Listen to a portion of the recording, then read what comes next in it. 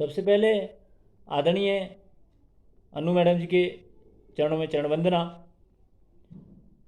और इन पंक्तियों के साथ कि वक्त की धूप हो या तेज हो आंधियाँ, कुछ कदमों के निशान कभी नहीं मिटते, और जिन्हें याद करके मुस्कुरा दे ये आंखें, वो लोग दूर होकर भी दूर नहीं होते। मैडम जी, आपके जीवन पर कुछ प्रकाश डालना चाहूँगा कि आप के जीवन में सुनहरा पल तब आया जब आपकी प्रथम नियुक्ति शिक्षा विभाग में 30 सितंबर 1986 को टीजीटी आर्ट्स के रूप में राजकीय वरिष्ठ माध्यमिक पाठशाला सराहा में हुई। उसके बाद आपने राजकीय उच्च विद्यालय कन्या सराहा में अपनी सेवाएं दी। उसके बाद बनाकीसेर, और लगभग 19 वर्षों तक टीजीटी आर्ट्स के रूप में आपने अपनी सेवाएं दी। उसके बाद 30 जून 2005 को आपकी पदोन्नति प्रवक्ता हिंदी के रूप में हुई, और आपने राजकीय वरिष्ठ माध्यमिक पाठशाला रजाना, जहर, सराहा, गलाना घाट, नैना टिक्कर आदि कई स्कूलों में अपनी सेवाएं दी, और लगभग 12 वर्षों तक आप हिंदी प्रवक्ता के रूप में आपने कार्य किया। उसके बाद आपकी पदोन्नति मुख्याध्यापिका के रूप में राज्य स्कूल में हुई, और उसके बाद आपका स्थानांतरण राज्यों से नया गांव हुआ। लगभग 35 वर्षों का सेवाकाल पूरा करने के बाद आपकी सेवानिवृत्ति हुई, और ये एक सुखद संयोग ही है कि आप अपना 35 वर्षों का सेवाकाल पूरा करके 31 मई 2031 को राजकीय उच्च विद्यालय नया गांव से आपकी गौरवपूर्ण विदाई हुई। मैडम जी, आपका आध्यात्मिक ज्ञान से बहुत गहरा लगाव है, और रिटायरमेंट के बाद कुछ लोग आपसे कुछ प्रश्न जरूर करेंगे, और जिनका आपको उत्तर भी देना पड़ेगा। जिसमें पहला प्रश्न आपसे लोग पूछेंगे कि आपका स्वास्थ्य कैसा है। तो मैडम जी, आपका स्वास्थ्य का क्या व्याख्यान करेंगे, क्योंकि आपकी कार्य करने की शैली आज भी ऐसी लगती है कि आपकी रिटायरमेंट की उम्र नहीं लगती है, आप बिल्कुल स्वस्थ हैं, बहुत फिट हैं।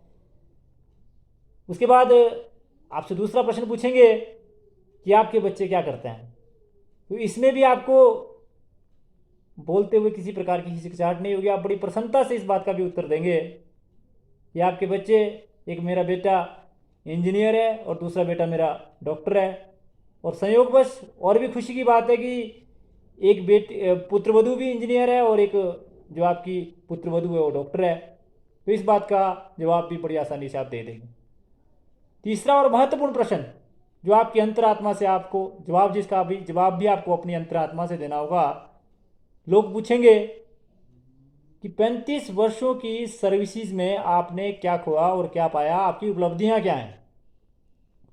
तो इस प्रश्न का जब जवाब आपसे लोग पूछेंगे तो आप अपनी अंतरात्मा से इस बात का जवाब भी जरूर देंगे, क्योंकि मैडम, आपके पढ़ाए गए विद्यार्थी ना केवल मात्र शिक्षा विभाग में बल्कि सरकारी विभाग में ऊंचे ऊंचे पदों पर engineer, doctor, SDM, DC, bank manager, professor और कई प्रकार के पदों पर आसीन है। उसमें से मैं एक आपका विद्यार्थी मैं भी रहा हूँ, और विद्यार्थी होने के नाते मैंने 6ठी से लेकर 10वीं तक आपसे शिक्षा ग्रहण करी, और आपके द्वारा दी गई शिक्षा को मैं अपने विद्यार्थियों के रूप में, अपने बच्चों में, अपने समाज में उसको वितरित कर रहा हूँ। ऐसा सौभाग्य मुझे मिला है, और जब जब भी कभी मुझे अपने गुरुओं का व्याख्यान करने की मौका मिलता है तो आपका और अन्य गुरुओं का व्याख्यान मैं अपने बच्चों के रूप में करता हूँ कि हमारे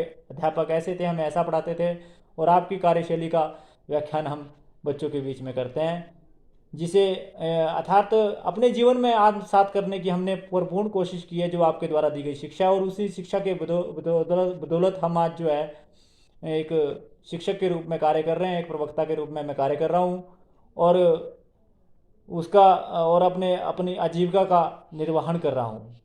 इसके लिए मैं आपका बहुत बहुत आभारी हूँ। तो मैडम जी, इस प्रश्न का उत्तर भी आप बड़े सरल शब्दों में और स्पष्ट रूप से जनता के बीच में देने में सफल होंगे। और क्योंकि कहा भी है कि कौन कहता है कि विदाई होगी, कि ये खबर भी ज़रूर हमारे किसी दुश्मन ने फैलाई होगी। अभी तो करेंगे मैडम आपके उज्जवल भविष्य की कामना, क्योंकि आपने भी तो आखिरकार हमारे मन में कोई बात बसाई होगी। मैडम जी, आप अपनी शैक्षिक उपलब्धियों के अनुरूप एक अच्छी शिक्षक के साथ साथ एक अच्छी लेखक भी थी। आपका परीक्षा परिणाम हमेशा 100% रहा। आप अपनी कर्तव्यनिष्ठा, सहयोगी प्रवृत्ति तथा ईमानदार छवि के कारण सभी विद्यार्थी, शिक्षक, समुदाय और समाज के लिए प्रेरणा का स्रोत रहे। हम सभी आपके अच्छे स्वास्थ्य, दीर्घायु और खुशहाली की मंगल कामना करता हूँ।